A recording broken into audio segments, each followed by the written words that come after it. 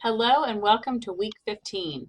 So I hope everyone enjoyed their little catch-up break week last week where you had no additional readings or anything. So hopefully that gave you just that little bit of free time to feel like you can catch your breath and finish strong with our last few weeks of the semester. So first I wanted to let you know how impressed I was with your menu plans. It's really neat to see the variety that you were able to find, and there were so many different meals that you had that I never would have thought of. So great job on your menus. I really appreciated seeing that you recognize the importance of having allergy substitutions.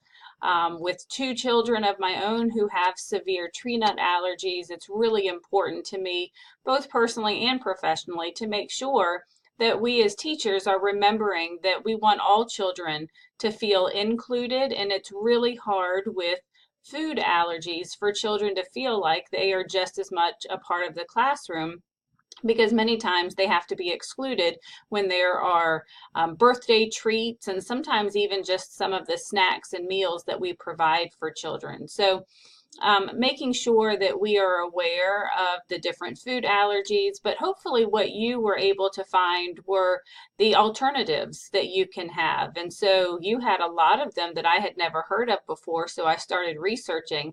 And so it's great to find that there are some alternatives that will still provide the same nutritional value and taste, but will avoid any of those horrible reactions that some children are going to have. So I hope you enjoyed working on the menu plan. It is something that you need to hold on to for your portfolio.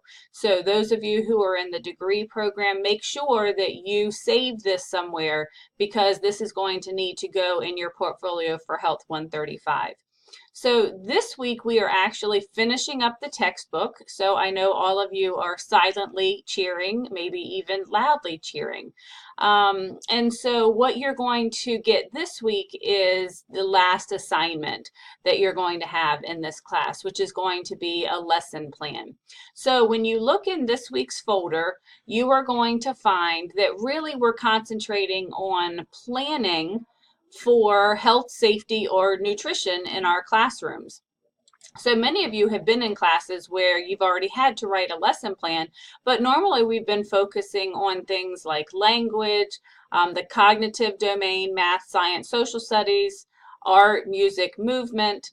But it's just as important to make sure that we're planning for health, safety, or nutrition with children as well. So that really is going to be the main focus of this week.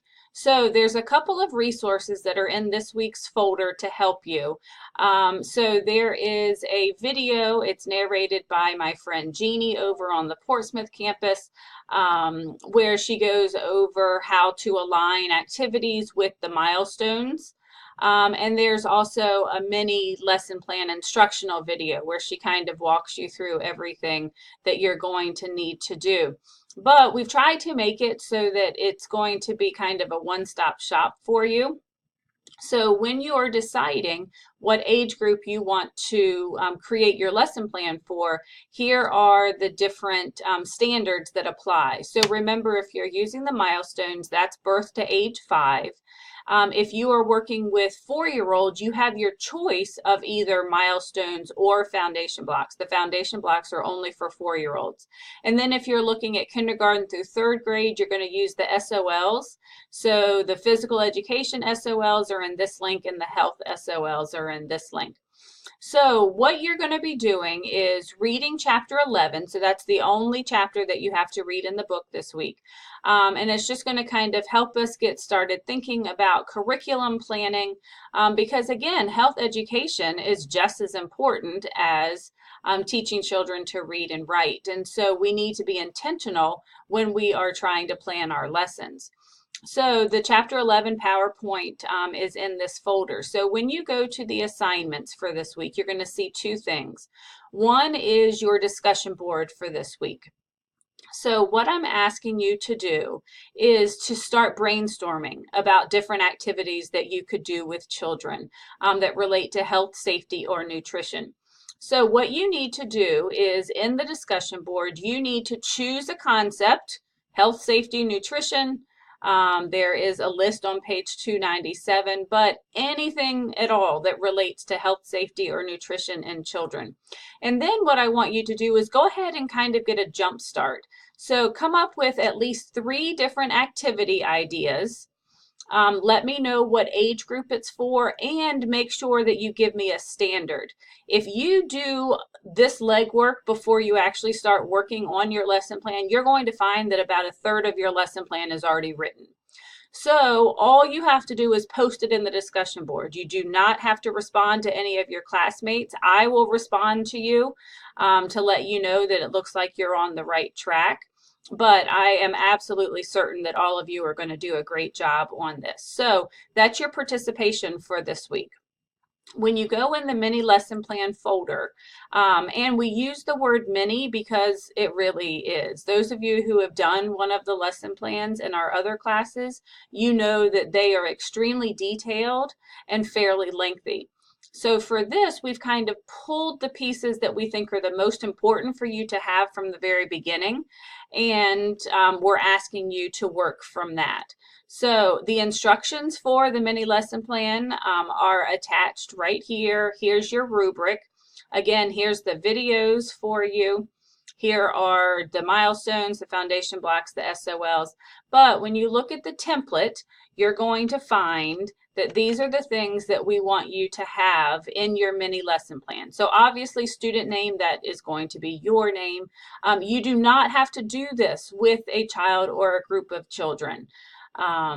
The title of your activity, so you already came up with that on the brainstorming discussion board. The age of the children, you've already come up with that on the discussion board.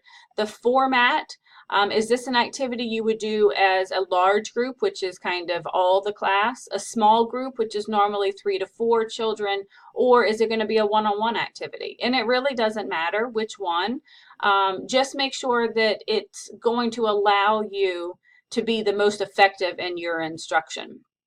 Under the main content area, you are going to be highlighting or checking or underlining, bolding something health and safety, because that really is what you're going to be focusing on, health, safety, nutrition. And those are pretty much found in the milestones in the physical domain. So then you get to the next section of the lesson plan, the concepts. All that is what are the skills that you want children to learn? Is it about learning how to eat healthy? Is it about learning how to brush their teeth? But basically, what is it you want children to learn? What are the skills? And so that's what goes with the concepts. When you go with the standard, so you've already done some of this in your discussion board posting, but when you go to cite your standards, you need to give all of this information. So the document title, is it Virginia Milestones? Is it the Foundation Blocks? Is it the Virginia Standards of Learning? What domain do we find this in? What page number is your standard on? And then make sure you tell me what the standard is. Don't just put C4, because there's a C4 in every single domain. So you would need to write C4 and then go ahead and write out the entire standard. When you do that, then you actually are going to make it easier to write your objective. So the objective is a formula that you follow. It never changes, and it's only one sentence. And so it starts with the child will, and then all you have to do is copy and paste from where you had written out the standard. And then you finish with when they, and this is where you actually are going to put what are they doing, which is probably the title of your activity. So that's all that you have to write for your objective. It says what the children are going to be doing and how you're going to be measuring whether they've learned it or not. The rationale, this is going to connect to your concepts. Why is it important for children to learn this? And don't just say things like, I think it's important because. Use your resources. Use the textbook. Use the other resources that we've provided in this course. Look online. Don't use Wikipedia, but you can use a lot of the other websites that are out there. This should be a good paragraph that really defends why we should spend the time to teach children this skill. So remember, this goes back to our concept. The materials and aids, what is absolutely everything that you need in order to do this lesson. So you don't ever want there to be downtime where you forgot to go get something. So you need to list everything that you are going to need for this activity in the materials and aids. Be specific, and don't assume that people will know what you mean. I always encourage people, write this so that someone who has no idea how to work with children can do it exactly the way that you were planning on doing it. And then when you get down to the last portion, this is where teaching procedures. This is going to be step by step, everything you're going to do from the moment that you start working with them until the moment that you finish. I would like to see this either in bullets or in numbers, because if you try and write out your procedure in a narrative format, it makes it really difficult to follow. So I don't care if you have 40 steps in there, but I do want it to be really specific that goes from the moment that you are beginning the activity to the moment that you're ending. And then the last two things you're going to put in here, considerations of variations in cultural and abilities differences. Anytime that we're creating a lesson, we need to make sure that we're being inclusive. So if you have a child who speaks a different language, how are you going to make sure they can be involved? If you have a child who has a fine motor delay, how are you going to make sure that they can be involved? So I'd like to see 3 different accommodations that you could make in order to help children who are in your classroom. And then finally, the high quality resources. This is going to be like your bibliography. This is not your materials, but this is going to be what did you use to create this lesson. So if you came up with the lesson completely on your own, then the only thing that's going to go here is either the milestones, the foundation blocks, or the SOLs. However, if you found the activity on Pinterest, or there was a teacher resource book that you used, then you need to cite it here. And so this is going to make sure that you are giving credit to anything that someone else provided for your lesson. So that really is all that you have to do. But the purpose of doing the lesson plan for this course is so often I think teachers overlook the importance of teaching children, being intentional about teaching children about health, safety, and nutrition. So that really is going to finish up all the major stuff you have for this class.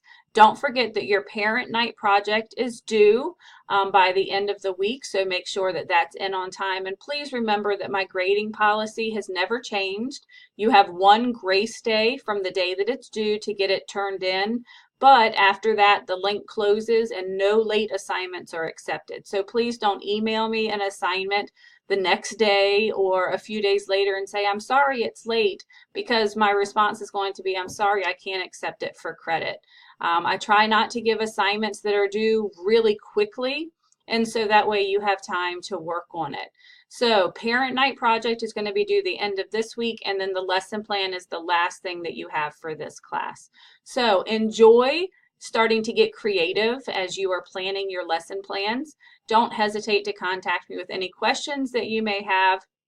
Hope you have a great week, and I will see you in our final week next week.